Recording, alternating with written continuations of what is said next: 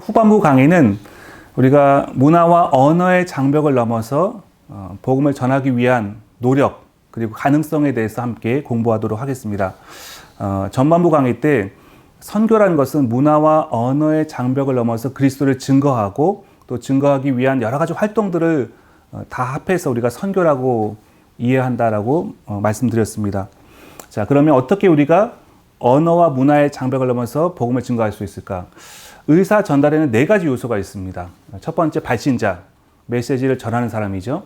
그리고 두 번째, 수신자, 메시지를 받는 사람입니다. 그리고 메시지가 있고요. 우리 성경 말씀이죠. 그리고 메시지를 전하는 데 사용하는 미디어 또는 미디움이라고 하는 것이 있습니다. 매체죠. 우리가 선교지에서 복음을 전할 때 복음을 전하기 위해서 다양한 방법을 사용합니다. 1대1을 할 수도 있고요. 큐티를 할 수도 있고요. 아버지 학교와 같은 그런 가정사역을 할 수도 있고 신학교나 고아원, 병원을 통해서도 복음을 전할 수 있습니다. 그와 같은 사역들은 메시지 자체는 아니죠. 본질은 아니죠. 메시지를 전하기 위해 사용하는 즉 미디어, 즉 매체라고 볼 수가 있는 것이죠. 자, 여기 철수와 영희가 있습니다. 철수는 영희를 좋아하는 아이예요. 그래서 기회가 되면은 영희에게 자기의 마음을 고백하려고 하고 있었습니다. 하루는 아침에 일찍 학교를 갔는데 교실에 아무도 없는데 영희 혼자서 이제 책상에 앉아서 창문 밖에 있는 꽃밭을 보고 있었습니다. 철수는 이때가 좋은 기회다라고 생각해서 조용히 영희에게 가서 영희를 발로 한 대 툭 걷어찼습니다. 자, 철수는 왜 이런 행동을 했을까요? 철수의 집에서는, 철수의 가정 문화에서는 발로 툭 걷어차는 행동이 사랑과 애정의 표현이었던 거예요. 그래서 철수가 집에서 게임을 하고 있으면 아빠가 퇴근해서 와서는 우리 아들 잘 있었어? 하면서 발로 툭 걷어찹니다. 그리고 아빠가 쉬는 날 TV를 보고 계시면 철수가 아빠의 발을 툭 걷어차면서 아빠 축구 보고 계세요? 라고 하면서 그렇게 말을 겁니다. 그와 같이 자기가 경험하고 배웠던 그 문화권에서 사랑과 애정의 표현이 발로 툭 걷어차는 거였어요. 그래서 영희에게 가서 발로 툭 걷어찼던 거죠. 그런데 문제는 영희의 집에서는 그와 같은 문화로, 그와 같은 방법으로 애정을 표현하지 않았습니다. 영희는 너무 깜짝 놀랐어요. 그래서 영희는 이렇게 생각했습니다. 이 아이가 나를 얼마나 미워했으면 아무도 없는데 나를 와서 발로 걷어차고 왔을까? 얘가 나를 정말로 미워하고 있구나 라고 오해를 했습니다. 자, 철수는 영희에게 사랑과 애정을 표현하고 했지만 영희는 그것을 사랑이라고 애정이라고 받아들이지 못했습니다. 오히려 철수가 나를 미워하고 있다라고 잘못된 오해를 하게 됩니다. 뭐가 문제입니까? 메시지를 이제 표현하는 매체, 즉 미디어의 문제였던 것이죠. 자, 타문화권에서 복음을 증거할 때 우리가 집중해야 될 것, 우리가 많이 고려해야 될 것이 있습니다. 그것이 무엇이냐면 발신자 중심의 소통을 하면 안 된다는 것입니다. 수신자 중심의 소통을 해야 된다는 것입니다. 복음을 전하는 선교사 중심의 메시지를 전하는 것이 아니라 복음을 받는 그 민족들의 이해와 문화와 언어와 모든 상황들을 고려해서 복음이 전해져야 된다는 것입니다. 그래야지 복음이 효과적으로 전달될 수가 있습니다. 이것을 상황화라고 합니다. 상황화. 그러니까 상황화는 복음의 메시지를 수신자 중심으로 들을 수 있도록 전하는 것을 말합니다. 여러분, 우리는 사실 오늘의 교회 안에서 이미 상황화 사역들을 하고 있습니다. 오늘의 교회의 맞춤 전도 집회, 그리고 열린 새신자 예배, 이런 사역들이 다 상황화 사역에 기초를 둔 사역입니다. 여러분들이 지금 나이가 50이 되셨건 60이 되셨건 상관없이 주일학교 사역을 하신다면 주일학교 아이들의 눈높이에 맞춰서 그들의 언어와 그들의 이해에 맞춰서 기도를 하고 설교를 하실 거 아닙니까? 가르치실 거 아니십니까? 여러분 60세의 언어로 10살짜리 아이들을 가르치지 않으십니다. 10살짜리 아이들이 이해할 수 있는 언어와 문화권 가운데 여러분들이 그런 언어를 사용하시면서 아이들을 지도하실 것입니다. 이게 바로 상황화입니다. 발신자가 수신자 중심으로 소통하는 것입니다. 선교사가 현지인들의 문화를 배워서 그 문화에 어울리는 복음의 옷을 입는 것, 이것이 바로 상황화다라고 우리는 이해할 수가 있습니다. 성경에도 상황화에 대한 여러 가지 예가 등장합니다. 두 가지만 소개해 드리겠습니다. 고린도전서 9장에 보면 선교적 의도로 사도 바울이 상황화에 있다는 것을 고백하고 있습니다. 고린도전서 9장 19절에서 22절까지 말씀 읽어드리겠습니다. 내가 모든 사람에 대해 자유로우나 스스로 모든 사람에게 종이 됐습니다. 이는 내가 더 많은 사람을 얻기 위해서입니다. 유대 사람들에게 내가 유대 사람처럼 된 것은 유대 사람을 얻기 위해서입니다. 나 자신이 율법 아래에 있지 않지만 율법 아래에 있는 사람들에게 내가 율법 아래에 있는 사람처럼 된 것은 그들을 얻기 위해서입니다. 내가 그리스도의 율법 아래에 있기 때문에 하나님의 율법을 떠난 사람이 아니지만 율법 없는 사람들에게 율법 없는 사람처럼 된 것은 그들을 얻기 위해서입니다. 연약한 사람들에게는 내가 연약한 사람처럼 된 것은 연약한 사람들을 얻기 위해서입니다. 내가 여러 사람에게 여러 모양이 된 것은 어떻게든지 몇 사람이라도 더 구원하기 위함입니다. 예, 사도 바울은 영혼을 구원하기 위해서 다양한 모습으로 변신을 합니다. 예, 가난한 사람들에게는 가난한 사람처럼, 부유한 사람들에게는 부유한 사람처럼, 율법이 있는 사람들에게는 율법 있는 사람처럼, 그리고 율법이 없는 사람들에게는 율법 없는 사람처럼.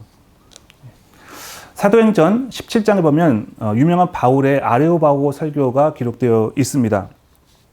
사도 바울이 그리스의 수도인 아테네에 갔습니다. 그 아테네에 아레오바고라고 하는 지역이 있는데 이곳은 여러 가지 철학과 종교에 대해서 논하는 그런 장소였습니다. 거기 가니까 수많은 우상들이 가득한 것을 보고 사도 바울이 격분했습니다. 그러나 사도 바울은 이제 그리스 사람들에게 이 무지한 어리석은 아덴 사람들이여 이렇게 말하지 않았습니다. 뭐라고 했습니까? 아테네 시민들이여 내가 보니 여러분들은 여러모로 매우 종교적인 사람들입니다. 예, 과거 개혁성경에 보면 아덴 사람들이여 여러분들의 범사의 종교성이 참 많습니다 라고 칭찬했습니다. 그러면서 여기 알지 못하는 신에게라고 하는 단이 있는데 내가 이것에 대해서 설명하겠습니다 라면서 예수님과 복음에 대해서 증거하기 시작합니다. 뭐죠? 상황화입니다. 그들이 이해할 수 있는 개념과 그들이 관심을 가질 수 있는 부분들을 이용해서 복음을 전한 것이죠. 그 문화를 이용해서, 문화를 활용해서 그들의 눈높이에 맞게 그들이 수신자 중심이 되어서 복음을 증거하는 것, 이것이 바로 상황화 사역이고 타문화권 복음 증거의 핵심입니다. 자, 상황화의 방법들이 있습니다. 상황화에는 다양한 방법들이 있는데요. 몇 가지를 소개해 드리겠습니다. 첫 번째, 역동적 등가. 이것은 번역 이론입니다. 여러분 중에서 통번역 하시는 분들은 역동적 등가가 무엇인지 잘 이해하실 겁니다. 현지인들에게 익숙한 개념을 활용하는 것입니다. 우리 지금 성경에 보면은 과거 개혁 성경에 보면 예수님을 생명의 떡이다라고 번역했습니다. 생명의 떡. 근데 원래 원어에 보면은 빵이 맞습니다. 그런데 여러분 100여 년 전에 개혁 성경 한국에서 성경을 번역할 때 그때 당시 조선 시대에는 빵이 없었어요. 밀가루를 만든 빵이 없었습니다. 그런 것들을 사람들이 먹어본 적도 없고 본 적도 없었습니다. 그래서 사람들에게, 한국 사람들, 조선 사람들에게 익숙한 떡이라고 하는 개념을 사용했습니다. 그래서 예수님께서 나는 생명의 떡이다 라고 말씀하신 걸로 번역을 한 것이죠. 근데 오늘날 어떻습니까? 사회가 바뀌었어요. 문화가 바뀌었어요. 사람들이 떡보다 빵을 더 많이 먹기 시작했습니다. 빵이 익숙해졌습니다. 매일 아침 식사로 빵을 먹는 사람들도 있습니다. 그러다 보니까 지금 우리말 성경에는 다시 예수님께서 나는 생명의 빵이다라고 말씀하신 걸로 바꿔서 번역이 나옵니다. 현지인들에게 익숙한 개념을 활용해서 성경을 번역하는 것이죠. 이것이 바로 역동적 등가입니다. 두 번째, 구속적 유사. 자, 이 구속적 유사에 대해서 알려면 화해의 아이라고 하는 선교회에 있어서 고전적인 책인데요. 1960년대에 인도네시아의 파푸아, 지금의 이름은 파푸아고요. 그때 당시에는 이리안 자야라고 했습니다. 그곳에 사역하셨던 돈 리차드슨 선교사님이 계십니다. 이분이 쓰신 책이 화해의 아이, 피스 차일드라고 하는 아주 고전적인 선교 책이 있습니다. 이분이 이제 사역했던 사역의 대상은 그 이리안 자의 사위족이라고 하는 민족이었습니다. 이 사위족은 이제 다른 종족과 전쟁을 해서 죽인 해골을 베개로 사용할 정도로 아주 호전적인 민족이었다고 합니다. 그리고 이들에게는 우리 일반적인 한국인들이라든지 서양 사람들로서는 이해할 수 없는 그런 세계관이 있었는데 그게 바로 배신을 미덕으로 여기는 거예요. 그래서 예수님께서 십자가에 달려 돌아가셨다, 우리를 사랑하셨다 이런 말을 해도 사위족들이 감동을 받지 못했습니다. 그런데 가룟유다가 3년 동안을 예수님을 따라서 배우다가 마지막에 배신했다, 배반했다 이 얘기를 할 때 모두 박수를 치고 너무 좋아하는 거예요. 아, 저거야말로 우리가 따라야 될 진리다. 예. 그래서 이제 이 돈 리차드슨 선교사님이 어떻게 하면 이들에게 바른 복음을 증거할 수 있을까를 고민하다가 이 사위족이 당시에 다른 민족과 전쟁 중이었는데 이 사위족 문화에는 이런 것이 있었습니다. 이제 그쪽 종족의 추장과 이쪽 사위족 종족의 추장의 아이, 이제 갓난 아이를 서로 바꿉니다. 교환을 하면 그 아이가 장성을 자랄 때까지 그 두 민족 간의 전쟁은 이제 휴전이 되는 것입니다. 그와 같은 전통이 있었어요. 그래서 그 개념을 바탕으로 이 돈 리차드슨 선교사님이 하나님과 우리 사이의 죄 때문에 원수가 되어 있었는데 하나님께서 피스 차일드, 즉 화해의 아이로서 예수님을 우리에게 주셨다. 그래서 그분을 믿고 영접하면 우리는 구원을 받을 수 있다라고 하는 그런 이제 메시지를 증거해서 그 사위족들이 다 그 말씀을 이해하고 구원을 받게 되었다는 이야기입니다. 즉 하나님께서는 복음을 이해할 수 있는 모든 개념을 이미 각 민족마다 다 이제 허락해 주셨다라고 하는 내용이 바로 이 구속적 유사입니다. 그래서 각 민족이 복음을 이해할 수 있는 가능성을 가지고 있고 그 가능성을 바탕으로 복음을 증거하는 것이 바로 구속적 유사라고 할 수 있습니다. 세 번째, 상징 빼앗기. 자, 현지인의 종교적 개념을 활용하는 것입니다. 사도행전 8장과 11장에 보면은 이제 스데반의 순교로 인해 시작된 핍박이 확산되자 예루살렘에서부터 흩어진 그리스도인들이 복음을 증거하는 내용이 기록되어 있습니다. 사도행전 8장에 보면은 사마리아에 가서 유대인들이 복음을 증거합니다. 그리스도인들이. 근데 사마리아인들은 기본적으로 메시아에 대해서, 그리스도에 대해서 알고 있었던, 그 개념을 알고 있었던 사람들이에요. 그렇기 때문에 사도행전 8장에 보면 그리스도를 증거했다라고 말하고 있습니다. 그리스도, 즉 메시아에 대한 개념을 알고 있는 사람들에게는 메시아, 즉 그리스도를 증거할 수 있습니다. 그런가 하면 사도행전 11장에는 안디옥에서 헬라인들에게 주 예수를 증거했다라고 말하고 있습니다. 주 예수에서 주는 큐리오스, 헬라어로 큐리오스는 황제, 즉 왕을 말하고 있습니다. 우리의 삶의 왕, 우리가 진정으로 따르고 모셔야 될 황제, 그분이 바로 예수님이다라고 하는 개념으로 이 기본적으로 메시아에 대한 개념이 없는 헬라인들에게는 주 예수를 증거했다라고 말하고 있습니다. 이것은 현지인들의 종교적 개념을 잘 활용해서 그들이 쉬운 그 개념으로 복음을 증거하는 것이죠. 자, 타문화 선교의 벽과 협곡입니다. 이 개념은 우리 Y 미션보다 상위 버전이라고 할 수 있는 퍼스펙티브스에 나오는 내용입니다. 우리가 복음을 전할 때 벽과 협곡이 있습니다. 벽은 복음을 증거하는 자, 즉 선교사의 입장에서 넘어야 될 언어와 문화의 어떤 장벽을 말합니다.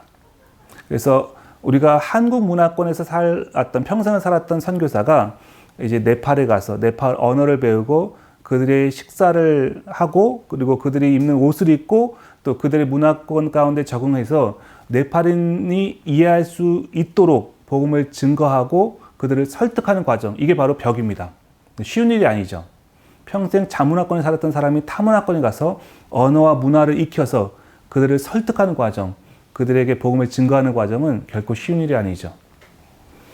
그럼 협곡은 무엇일까요? 협곡은 반대로 수신자, 즉 복음을 듣는 그 현지인이 복음을 영접하기 위해서 극복해야 될, 넘어야 될 이해와 상황의 장애물입니다. 아무리 선교사가 현지 언어로 복음을 잘 전했다고 할지라도 현지인이, 복음을 받아들이는 현지인이 이해력이 부족하거나 교육 수준이 떨어지거나 또는 한 번도 그런 이야기를 들어본 적이 없어서 전혀 이해 못할 수도 있습니다. 그리고 또는 주변에 교회가 하나도 없기 때문에 복음을 영접했다고 할지라도 신앙생활을 유지하기 어려울 수도 있어요. 이게 바로 협곡입니다. 자, 벽과 협곡을 설명하기 위해서 한 예를 들어서 설명을 해드리겠습니다. 자, 우리가 배우는 이 내용은 이 손창남 선교사님의 책 문화와 선교 이 내용을 요약한 것이라고 볼 수 있습니다. 이 책에 나오는 예화를 하나 들어서 설명해 드리겠습니다. 교회 간 핫산이라고 하는 제목입니다.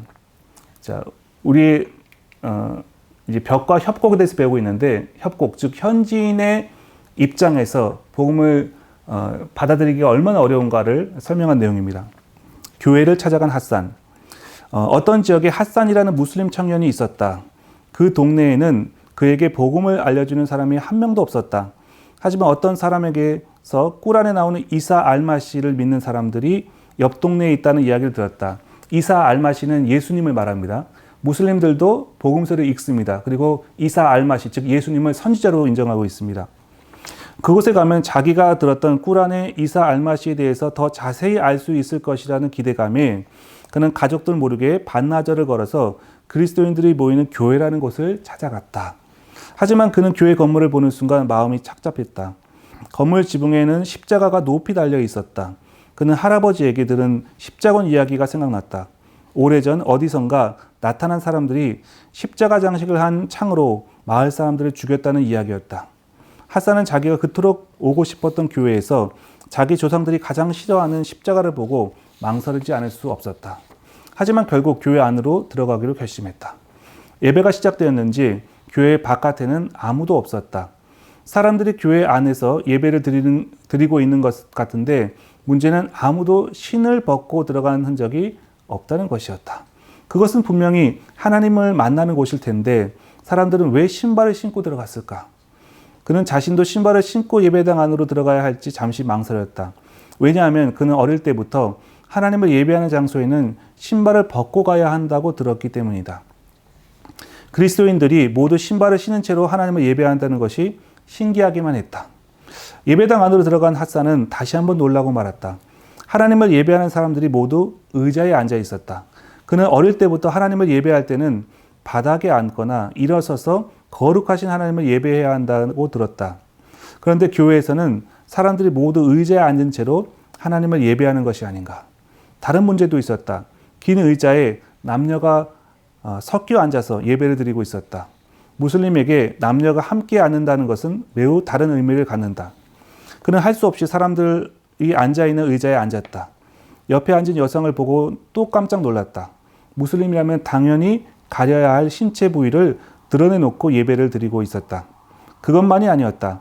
강단에는 꽃을 많이 장식해 놓았는데 꽃은 힌두교 사원이나 갖다 바치는 것으로 알고 있었다. 적어도 자기가 아는 하나님을 경배하는 데는 꽃이 필요하다는 생각을 한 번도 해본 적이 없었다. 곧이어 사람들이 찬양을 불렀다.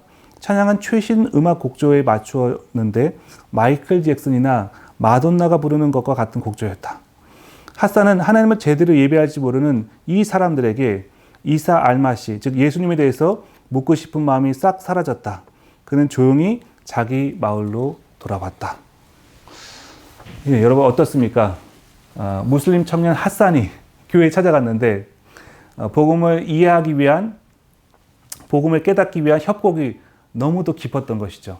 그래서 그는 다시 집으로 돌아갔습니다. 우리가 타 문화권에 있는, 타 종교권에 있는 사람들의 마음들을 충분히 이해하고 그들에게 맞는, 그들의 수신자의 관점의 복음을 증거하는 것이 이렇게 어려운 것입니다. 자, 동일시. 우리가 타문화 선교를 이해할 때 또 동일시가 중요한 개념입니다. 겸손하게 현지인의 옷을 입는 것입니다. 타문화권에서 언어와 문화를 충분히 익히지 않고 성급하게 사역하려고 하는 선교사님들을 가끔 보게 됩니다. 한국 사람들의 성격은 매우 급하죠. 빨리빨리. 그래서 선교지에 가서 언어도 충분히 배우기 전에, 현지의 문화도 익히기 전에 빨리 성과를 내려고 합니다. 빨리 열매를 보려고 합니다. 그래서 현지인들 사역자들을 다그치면서 빨리빨리 해 그러면서 사역을 하는 경우들이 가끔 있습니다. 근데 여러분, 예수님도 이 땅에 오실 때 아기의 모습으로 태어나셨습니다. 예수님 만약에 30세의 건장한 청년으로 태어나셔서 수백만의 사람들을 모아놓고서 놀라운 기적을 베푸시면서 사역을 하셨다면 얼마나 효과적이었을까, 이런 생각을 할 수도 있습니다. 그러나 예수님은 힘없고 누군가의 도움이 없이는 아무것도 할 수 없는 갓난 아기의 모습으로 이 땅에 태어나셨습니다. 그리고 30세까지 배우고 일하시고 이 인간의 언어와 문화권 가운데서 충분히 그것을 익히는 일을 하셨습니다. 그 다음에 딱 3년 동안 사역하셨습니다. 인간의 언어와 문화를 익히시고 인간의 언어와 문화권 가운데서 충분히 그분은 배우셨습니다. 허드슨 테일러라고 하는 선교사님이 계십니다. 선교의 이 시대를 열었던 미국 선교사님이시죠. 이분은 이제 중국 내지 선교회라는 것을 이제 창립하신 분인데, 당시에 서양 선교사들은 이제 도시가 발전하고 또 이제 교육을 활발하게 하는 이제 상해, 뭐 마카오, 홍콩 이런 데서 사역을 했습니다. 그리고 놀랍게도 당시에 선교사들은 자신들이 현지에서 그 본국에서 입었던 이제 정장이라든지 또 여자들 같은 경우에 이렇게 우산처럼 이렇게 펑퍼짐한 그런 드레스들을 입고서 사역을 했던 거예요. 양산을 쓰고 다니면서. 전혀 중국인들에게, 인도인들에게 어필이 안 된 것이죠. 저 사람들은 외국인 선교사라고 생각된 것이죠. 그래서 이것들을 좀 깨기 위해서 현지인들과 동일시되어야 된다를 주장했던 분이 바로 허드슨 테일러 선교사님입니다. 이분은 우리가 중국인들의 마음을 사고 그들에게 어필할 수 있는, 그들을 설득할 수 있는 복음을 증거하기 위해서는 중국인들의 옷을 입고 중국인들처럼 머리를 변발해서 중국인들이 살고 있는 내지 깊은 곳으로 들어가서 그들과 동일시되어서 사역해야 된다라고 주장했습니다. 그래서 차이나 인랜드 미션이라고 하는 선교단체를 만들어서 당시 상해, 이런 마카오, 이런 홍콩에 집중되어 있던 그런 선교 사역을 이제 깊은 곳으로, 중국의 내지 깊은 곳으로 가져가게 됩니다. 그리고 중국인들과 동일시되어서 이와 같이 중국 옷을 입고 사역을 하면서 많은 개종자들을 확보한 것을 역사를 통해서 우리는 알 수가 있습니다.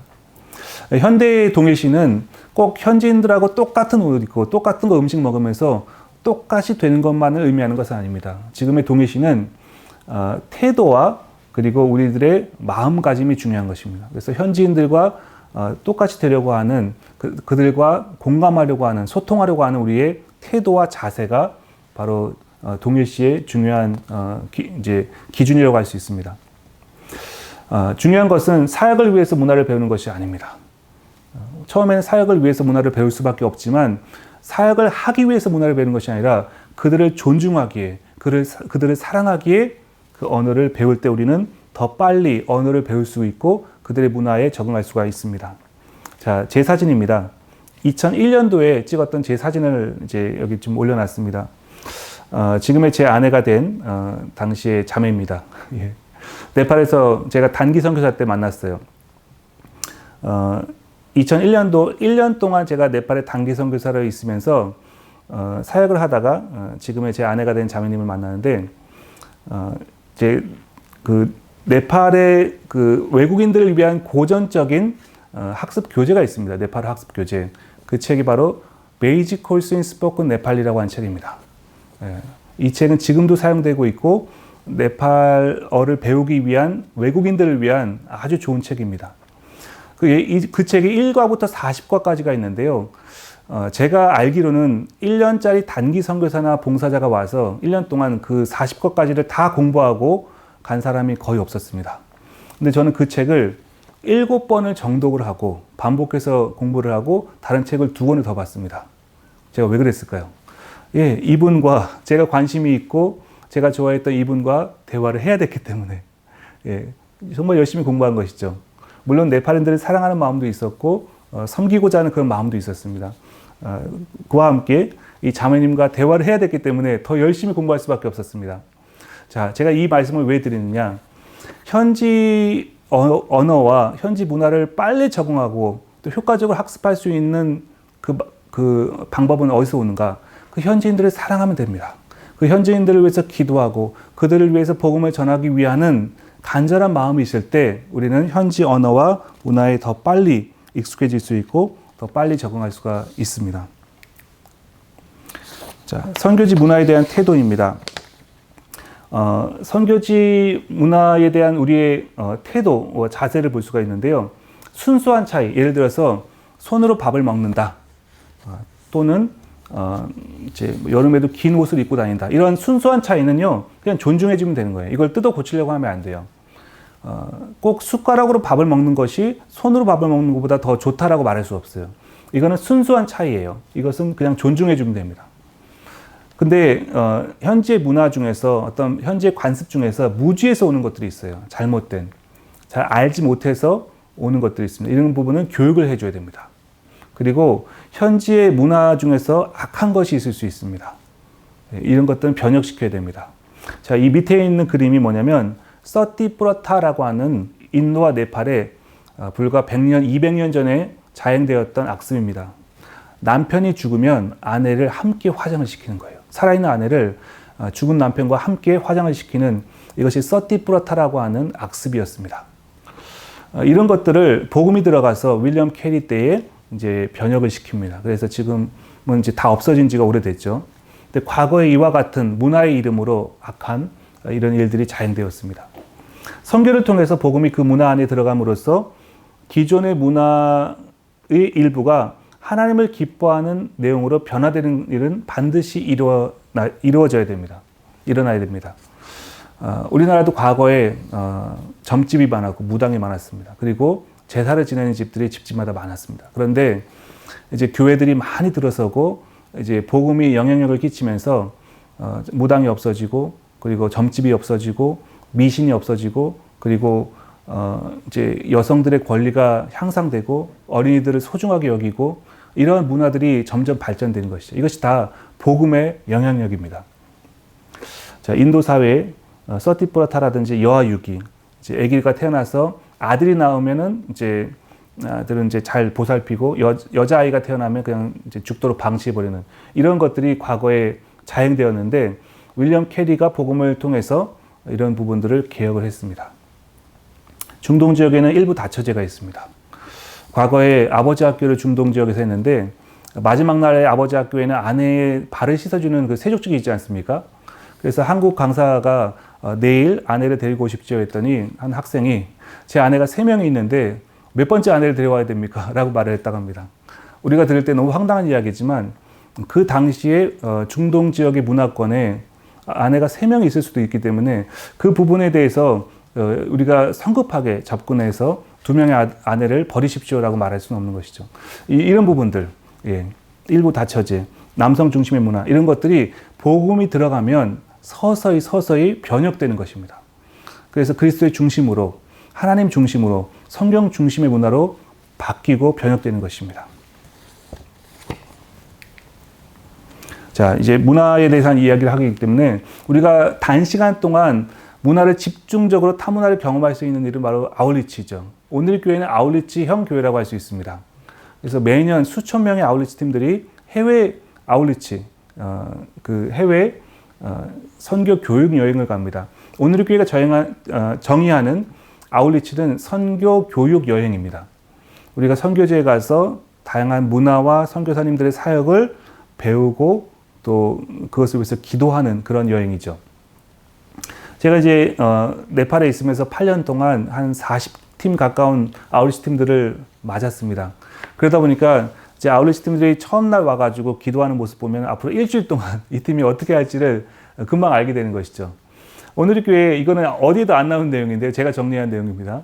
오늘의 교회 아울리치 크게 6가지 유형이 있는 것을 제가 알게 되었습니다. 첫 번째는 공동체 중심형입니다. 이건 주로 성인 공동체에서 갈 때 이렇게 이런 현상이 일어납니다.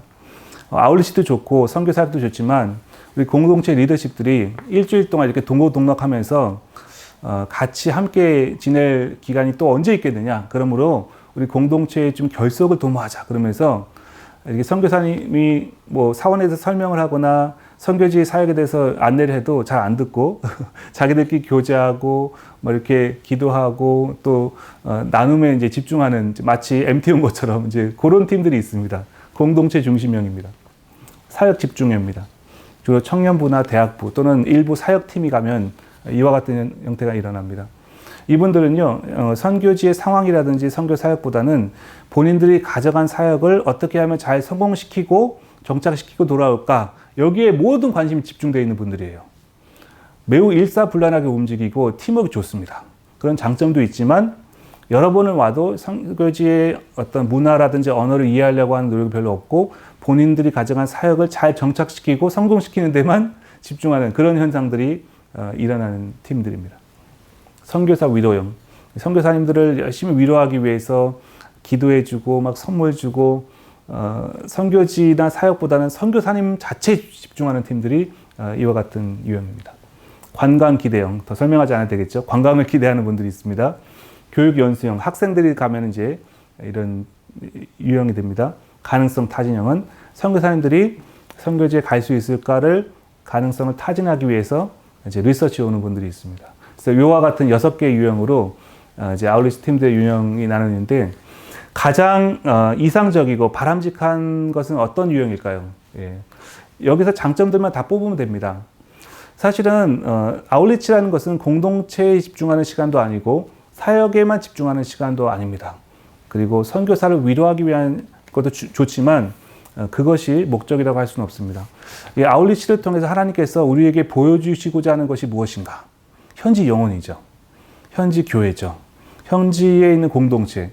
선교사는 한 지역에서 다른 지역으로 이동할 수도 있고 사역을 그만둘 수도 있습니다. 그러나 그 땅에 있는 민족들, 그 땅에 있는 하나님의 사역들, 그 땅에 있는 영혼들은 주님 오실 때까지 거기 있어야 되는 겁니다. 그래서 그 민족들을 품고 또 선교사님들을 통해서 이루어지고 있는 사역들을 위해서 기도하며 지속적으로 또 선교사님들을 도울 수 있고 중보할 수 있는 그런 아울리치 팀이 가장 바람직하고 이상적인 팀이라고 할 수가 있겠습니다.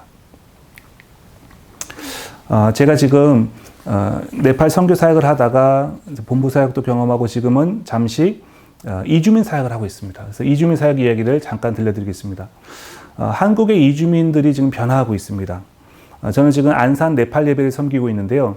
안산 네팔 예배는 뭐 한 20여 명 나오는 작은 공동체입니다. 근데 작년 2024년 1월에 구정 설날 수련회를 대부도에 갔었습니다. 그때는 자매가 아예 한 명도 없었다고 하더라고요. 형제들만 갔었습니다.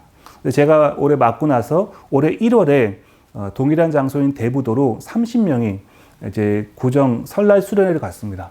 근데 놀랍게도 올해 1월에 설날 수련회는 가족 단위로 7가정이 참여했습니다. 30명 중에서.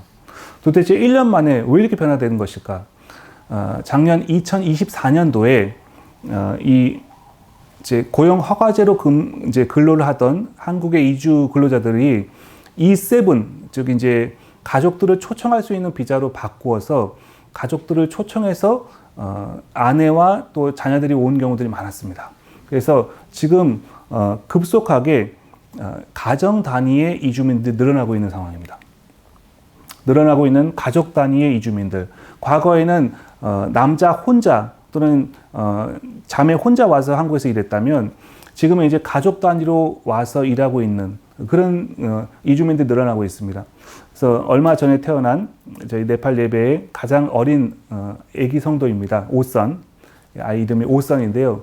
태어나서 보니까 이제 아들인 거죠. 그래서 오선, 오 아들이구나 그래서 오선이라고 이름을 지었습니다. 그래서 화성시 서심면에 살고 있는데요. 이 로이 형제와 수미 자매의 이제 아들입니다. 여기 이제 젊은 부부가 있는데요. 화성시 팔탄면에 지금 살고 있습니다. 저희가 가서 결혼 9주년 기념식을 해주었습니다. 결혼 10주년도 아니고 9주년이 무엇인가? 왜 9주년을 했지? 라고 의아하실 수도 있는데, 이 뻐덤 형제가 결혼하고 나서 바로 한국에 와가지고 8년 동안을 떨어져 살았어요. 그래서 8년 동안 자매 혼자서 네팔에 살고 이 형제는 한국에 살았습니다. 그러다가 작년에 E7 비자로 바꾸면서 이제 아내를 네팔에서 초청해가지고 오게 된 겁니다. 그래서 실제로는 결혼 9주년이 됐지만 첫 번째로 결혼 기념일을 한 그런 사례입니다. 이렇게 지금 가정 단위의 이주민들이 한국에 늘어나고 있습니다. 여기 보시면 이제 저희 안산 쉘터에서 한국 성도님들과 또 네팔 성도들이 함께 이제 예배하고 모임을 하는 그런 모습입니다. 앞으로 이제 다가올 10년 후, 20년 후에 한국교회 모습이 이와 같다고 저는 생각이 됩니다. 이주민들이 지역 분포가 변화되고 있습니다. 과거에는 경기도 지역에 모여 있다면 지금은 전국적으로 많은 이주민들이 분포되어 있습니다. 2024년 12월 말 현재 165만 명의 이주민들이 우리 한국 사회에 함께 섞여서 살고 있습니다. 과거에는 그들을 특별한 존재로 봤고 어떤 특별한 사역으로 여겼지만 이제는 우리 공동체가, 우리 교회가 함께 품어야 될 이 땅에 있는 우리의 동반자들이고 이웃들입니다. 산업 및 직종이 다양하게 변화되고 있습니다. 과거에는 주로 제조업과 농업에 집중되어 있었다면 지금은 뭐 산림, 임업, 또 어업, 또 조선업 다양한 부분에 지금 이주민들, 외국인 근로자들이 일을 하지 않는 분야가 없을 정도로 다양한 분야에서 일하고 있습니다. 고학력자들이 늘어나고 있고요. 불법 체류자들이 감소하고 대부분이 지금 합법 체류자입니다. 저희 안산 네팔 예배는요, 불법 체류자가 한 명도 없습니다. 다 비자를 갖고 있는 분들이에요. 그리고 체류 규제가 완화되고 있고 점점 합법적으로 오랫동안 장기간 있을 수 있는 법들이 만들어지고 있습니다. 그리고 가족 단위의 체류가 급증하고 있습니다. E7-4는 이제 가족, 아내와 18세 미만의 자녀들을 한국으로 초청할 수 있는 자격을 갖게 되는 겁니다. 그래서 이렇게 해서 점점 지금 이제 한국 사회 이주민들이 늘어나고 있습니다. 앞으로 10년, 20년 지나면요. 아마 여러분들 순모임할 때 그 중에서 3분의 1 정도는 이주민들과 함께 순모임을 하게 되지 않을까라고 생각을 하고 있습니다. 자, 마지막 슬라이드입니다. 아까 문화에는 4층 구조가 있다고 했습니다. 양파 껍질처럼. 우리에게 보여주는 것은 행동 양식이죠. 무엇을 먹는가, 무엇을 입는가, 무엇을 행하는가. 그 행동 양식의 저변에는 가치라고 하는 것이 있습니다. 그 가치의 저변에는 신념 또는 믿음이라는 것이 있고 그 믿음의 저변에는 세계관이 있습니다. 개종이라는 것은 다양한 동기로 할 수가 있습니다. 뭔가 물질이라든지 어떤 선물을 줄 때 개종할 수 있고 아니면 정치적인 이유로 표를 얻기 위해서 개종을 하는 경우도 있습니다. 그러나 마음의 회심은 마음의 중심이 변화되는 것입니다. 개종은 행동 양식이 바뀌는 것이라면 회심은 행동 양식의 저변에 있는 가치와 신념과 세계관이 그리스도 중심으로 변화되는 것을 말하는 것입니다. 그러니까 어떻게 보면은 불교권에서 힌두교 사원에서 불교 사원에서 불공들이던 사람들을 교회로 데리고 와서 예배드리게 하는 것은 어렵지 않을 수도 있어요. 선물을 주면 다 와요. 그러나 그들의 정말 가치와 신념과 세계관이 그리스도 중심으로 변화되었는가? 선교라는 것은 행동만 바꾸는 것이 선교가 아닙니다. 타문화권에서 살아가고 있는 사람들의 가치와 신념과 세계관이 그리스도 중심, 성경 중심으로 변화되게 하는 것이 바로 선교의 궁극적인 목적입니다. 개종을 시키려고 하지 말고 사랑과 섬김을 실천하는 것이 바로 선교의 본질입니다. 저는 이것이 힌두교뿐만 아니라 불교권 그리고 무슬림권에도 동일하게 적용된다고 봅니다. 복음을 잘 이해하지 못하는 사람들에게 한 번도 경험하지 못한 사랑을 경험하게 해주는 거예요. 그럼 그분들의 마음이 열리게 되어 있습니다. 그때 예수님의 복음과 예수님의 사랑을 설득력 있게 전하는 것이죠. 사랑은 저절로 생기는 것이 아니라 타문화를 배우려고 하는 관심과 그것을 이해하려고 하는 겸손한 자세에서 시작됩니다. 자, 여기 저랑 같이 사진에 나온 형제 한 명을 소개하겠습니다. 이분은 과거에 제가 이주민 사역을 할 때, 그러니까 2007년, 2008년도에 화성의 발안에서 일을 하다가 회사가 부도가 나서 군포시 금정동에 있는 온누리교회 쉘터에 왔던 형제였습니다. 이 형제에게 제가 2주 동안 복음을 전하고 또 기도해 주면서 정말 예수님 영화도 보여주고 설득력 있게 복음을 전했습니다. 이분이 결국 마음의 문을 열고 예수님을 영접했습니다. 그리고 이를 얻어서 간 곳이 남양주 쪽이었기 때문에 영접은 온누리교회 쉘터 군포에서 하고 그리고 세례는 구리시에 있는 다른 교회에서 세례를 받게 됩니다. 그리고 이분의 비자가 다 되어서 네팔로 돌아가 네팔 카트만두에서 신학 공부를 한다는 얘기를 제가 언뜻 들었습니다. 그리고 상당히 몇 년 동안 소식이 끊겨가지고 연락을 하지 못했습니다. 저도 이제 네팔에 선교사로 파송되어서 네팔에서 사역을 하고 있었을 때 한 번은 네팔에 40일 금식기도 운동이 있었습니다. 그 마지막 40일째 되는 날 군 단위 지역에 있는 전체 교회가 모여서 거기서 이제 집회를 하는 그런 모임이 있었는데 저를 강사로 불러가지고 가게 됐습니다. 제가 말씀을 전하고 나오는데 저에게 저이머 씨라고 인사하는 한 분을 만났습니다. 그분이 바로 이 딜리 형제였습니다. 제가 군포시 금정동에서 복음을 전해서 예수님을 영접했던 이분이 힌두교인이었지만 그때 예수님을 영접하고 또 구리에 있는 한 교회에서 세례를 받고 네팔 카트만두에서 신학 공부를 해서 자신의 고향인 네팔의 지역 그 한 지역에 돌아가서 교회를 개척해서 사역을 하고 있었습니다. 이미 그 지역에서 존경받는 목회자가 되어 있었습니다. 그때 당시에는 3, 40명의 정도의 그리스도인들이 모이고 있었지만 지금은 얘기 들어보니까 100명도 넘는 교회 건축해서 아주 멋지게 살아가는 목사님이 되어 있었습니다. 이분은 행동 양식만 바뀐 것이 아니었어요. 한국에 와서 복음을 듣고 그의 가치와 그의 신념과 세계관이 그리스도 중심으로 바뀐 분이었습니다. 그래서 네팔에서 신학을 공부하고 자신의 지역에서 목회하는 목회자가 되었습니다. 자, 문화와 선교. 이 문화와 선교 강의의 핵심은 타문화를 이해하는 가장 중요한 키워드는 겸손이라는 것입니다. 문화와 언어를 배우기 위한 겸손, 그리고 그들을 존중하고 사랑하고자 하는 마음, 거기서부터 선교는 시작됩니다. 예. 여러분도 타문화를 성급하게 판단하려고 하지 마시고 그것을 배우려고 하는 겸손한 마음으로 접근하시고 그들을 존중하고 사랑하는 마음으로 품어주시기를 바랍니다. 예, 오늘 문화와 선교 여기서 마치겠습니다. 감사합니다.